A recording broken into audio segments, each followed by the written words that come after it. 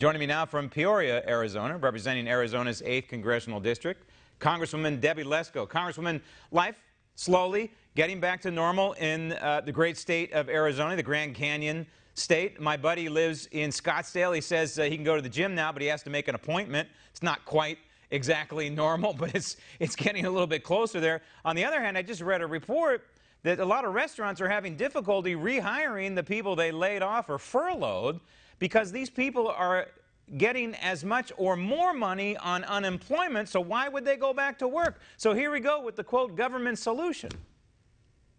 Well, you're exactly right. I mean, here in Arizona, we have a Republican governor, and we believe in freedom. So he was criticized early on for declaring so many businesses as essential businesses that could stay open. But he was right on, because a lot of the modeling about the number of deaths that would occur was just totally wrong. I mean, don't get me wrong, I care about every person that dies from coronavirus, but they were so off and it scared the heck out of people that governors weren't sure what to do.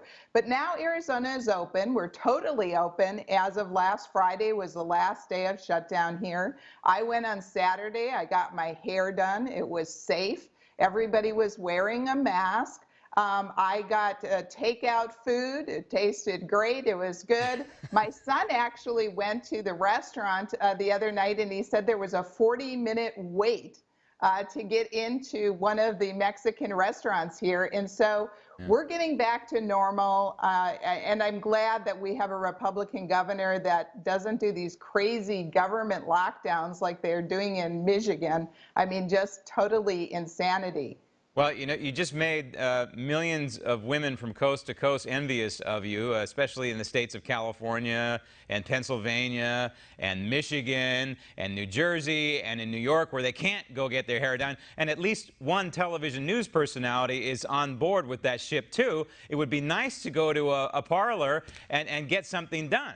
You know, it would be nice to get a regular old haircut and not have to sneak and do a speakeasy haircut, which is what these people in blue states are forced to do right now. These people have got to make a living. We got to get our hair cut, yes. But the point is, these people have to make a living, and they're doing so behind enemy lines. And it's fascinating to me that the federal government, now through Nancy Pelosi, is talking about another $3 trillion boondoggle to ostensibly help people. But we know what's really in this spending mechanism. It's another wish list for the radical agenda of the Democrat Party. You're absolutely right. I mean, I'm on Rules Committee, so I had to go in last week a little bit early, and it was 9 hours of debate over 2 bills. The first bill is Pelosi and her Democrats passed proxy voting. So that means their members don't have to come into work, like healthcare workers or grocery store workers or everybody else that's going to work. They want to let Congress members sit at home and turn over their voting card to the people that show up. Really, you only need 22 Congress members to show up with her scheme. I voted against it. Republicans voted against it. We're ready to show up to work just like everybody else. We want society open. So that was a terrible bill. But of course, the Democrats have the votes, and so they got it passed. The other terrible bill that passed out of the House, thank God we have a Republican Senate to stop it, was Pelosi's, I call it, Keep People Unemployed Act, because it continued the payments for unemployment into the beginning of next year. And when you combine that with what the state gives out, people are getting paid more to sit home and do nothing. Plus, on top of that, she said, let's give them food stamps too. Let's not count the $600 extra a week they get in unemployment to qualify for food stamps. So now you've got people in Arizona making $21 an hour to sit home and do nothing, plus they get food stamps. And so I've had businesses say, hey, we're opening back up. I've called these workers, but they don't want to come back to work. I mean, why would they when they got it made sitting at home doing nothing? The other thing that was in that crazy bill that Pelosi passed was it elects everybody that's 50 years old or older out of prison. I mean, insane. I mean, this includes people charged with murder, with rape.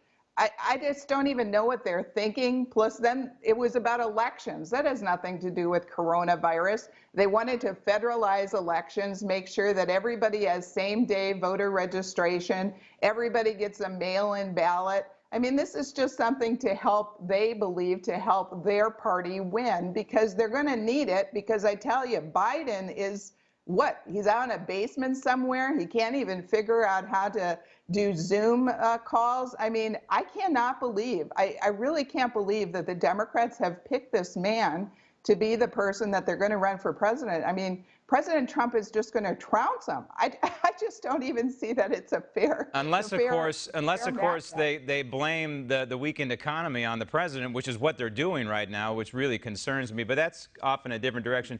You mentioned sitting at home, and I know you're working from home, and other members of Congress are trying to do what you can from your home offices. But a lot of Americans are looking at these Costco workers who are cleaning every inch of every gasoline pump handle that I touch and every button I touch, and they're working, and they're essential. I believe everybody in America is essential, but these people are working. Grocery store attendants are working. Flight attendants and pilots of what planes are flying are still working. A lot of Americans, truckers, are working.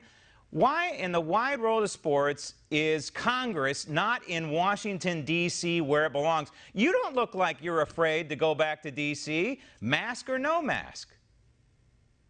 You're absolutely right, and it's because of Pelosi and the Democrats. They voted for this proxy voting where they can just sit at home and don't work. We also haven't heard, all we know is that on May 27th and 28th, we're going back to work. But beyond that, they said, you know, just listen in. We'll give you a 72-hour notice. So we don't even know when we're going back to work. They're so disorganized. Republicans want to get back to work. Well, I'm ready to go back. But Congresswoman, it's a power play on behalf of Nancy Pelosi. She's effectively 435 members of Congress, right? I mean, she is calling the shots by pushing everybody home.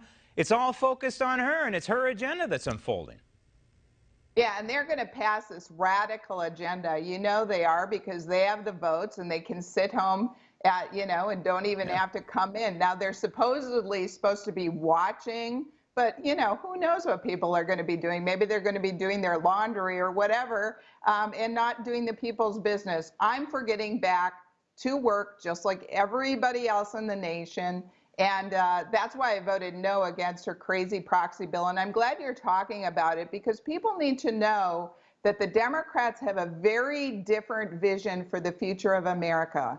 It seems like they want to keep everybody unemployed, everybody on food stamps. They want to shut down all businesses and keep them shut down instead of doing the things that have made our nation great. And President Trump knows this. He knows that we need to reopen up society. We need to open up businesses. We need to go back to church. We need to go back to seeing our friends and neighbors.